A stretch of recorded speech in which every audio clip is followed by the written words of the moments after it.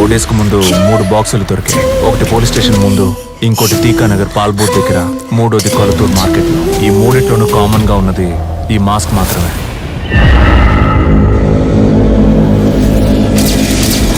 గుర్తుపట్టగలిగారు sir?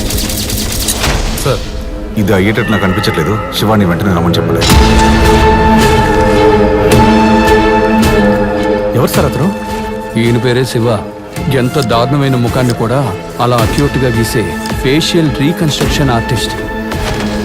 అది మాత్రమే కాదు, సాల్వ్ చేయలేని కేసులను కూడా క్రైమ్ స్టోరీ రాసిచ్చే రైటరు. శివ రాసిచ్చే రిపోర్ట్లన్నీ నిజానికి దగ్గరగా ఉంటాయి.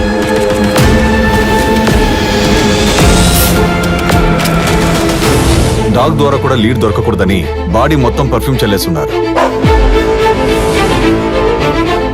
నువ్వు గీసిందే. ఈ అమ్మాయి ముఖం ఏ మిస్సింగ్ కేసు ఫైల్లోనూ ఇంతవరకు మ్యాచే కాలేదు. ఒకవేళ కంప్లైంటే రాని కేసు అయి ఉండొచ్చు కదా సార్.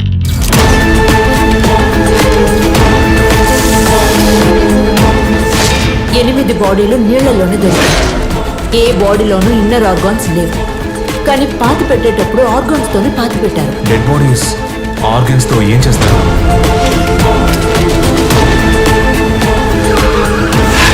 క్రైమ్ సీన్ రాసి ఇవ్వడంతో ఆపేయండికో. చేతులు సెపరేట్ గా, కాళ్ళు సెపరేట్ గా దొరికాయి. మనకి ఇది అవసరం మాకో. రాజేంద్రన్ సార్ నన్ను హెల్ప్ అడగకపోయినా ఈ కేసులో నేను ఉండేవాడిని.